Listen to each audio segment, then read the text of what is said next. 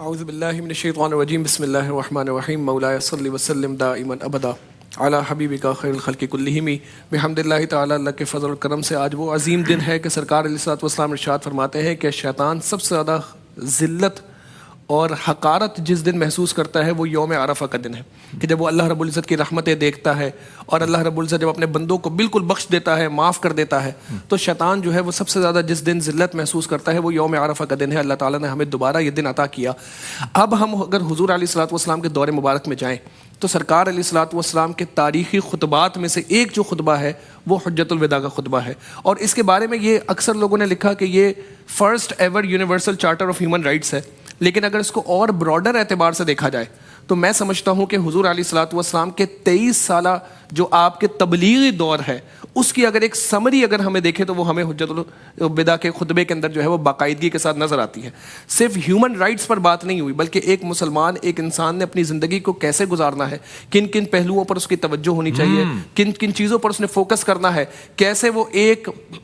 جو ہے وہ پریکٹیکل لائف گزار سکتا ہے، کیسے جو ہے وہ ایک ایگزمپلری لائف جو ہے وہ گزار سکتا ہے، یہ حضور علیہ الصلوۃ والسلام کا خطبہ مبارک ہمیں بتاتا ہے۔ اور سب سے پہلے جو ہے وہ جب ہم بات کرتے ہیں مسلمان کی ذمہ داری کے اعتبار سے تو اس پر ایک بڑی ذمہ داری وہ حقوق اللہ کی ہے کہ اللہ رب العزت کا حق جو بندے پر ہے وہ بندے کو پورا کرنا ہے۔ اور جب ہم حجۃ الوداع کے خطبات کو جب دیکھتے ہیں، کیونکہ مورخین نے لکھا کہ سرکار علیہ الصلوۃ والسلام نے 3 خطبات یا 4 خطبات ارشاد فرمائے، تو جب ان خطبات کو ہم دیکھتے ہیں، ان کے مضامین پر جب ہم فوکس کرتے ہیں تو سرکار علیہ الصلوۃ والسلام نے یہ بھی ارشاد فرمایا اپنے صحابہ کو کہ خبردار شیطان جو ہے وہ تم سے مایوس ہو چکا ہے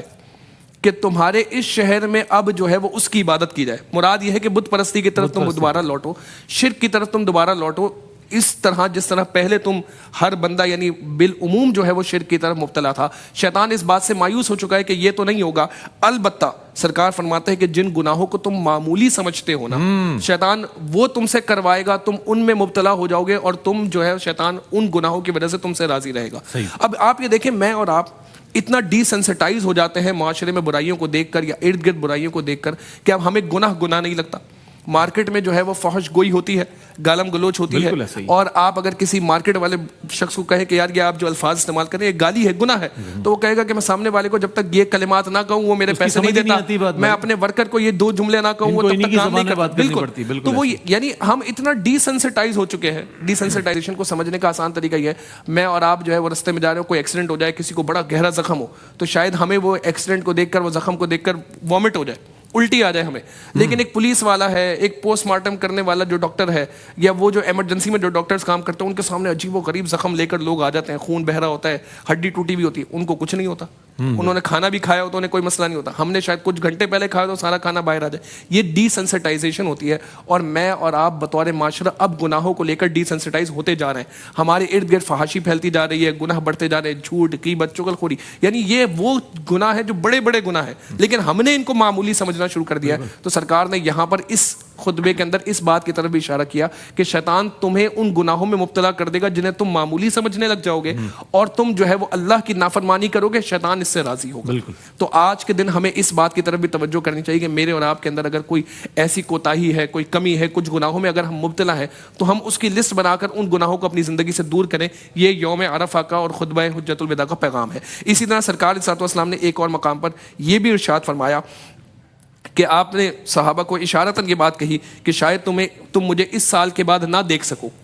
یعنی شاید تم مجھے اس سال کے بعد نہ دیکھ سکو،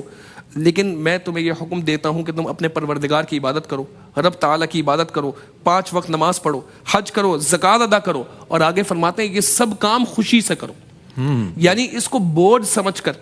ذمہ داری کو اتارنا ہے کہ بس ٹھیک ہے ایک چیز ہم پر لازم کر دی گئی تو فوراً سے بس ہم نے اس کو اپنے سر سے اتارنا ہے، بوجھ سمجھ کر نہ کرو، یہ کام خوشی سے کرو تو تم اپنے رب کی جنت میں داخل ہو جاؤ گے۔ یہاں یہ بات بھی سمجھ آئی کہ جو یہ کہتے ہیں نا کہ دین اسلام پر عمل بہت مشکل ہے یا لوگوں نے اسلام پر عمل بہت مشکل بنا دیا ہے، نہیں، اسلام پر عمل فقط اتنا آسان ہے، جیسے ابھی بار بار یہ بات ہو رہی تھی کہ اسلام دین یسر ہے، آسانی کا دین ہے، اسلام پر عمل اتنا آسان ہے، نمازیں وقت پر پڑھو، روزے رکھو، زکوٰۃ دو، حج کرو، جن چیزوں سے منع کیا ہے ان چیزوں سے رک جاؤ، اللہ رب العزت کی جنت میں داخل ہو جاؤ گے۔ آج اللہ رب العزت کی اس مبارک دن ہم اللہ رب العزت کی بارگاہ میں دعا کریں گے کہ اللہ تعالیٰ ہمیں بھی بخشے اور اپنی جنت کے دروازے ہمارے لیے کھول دے۔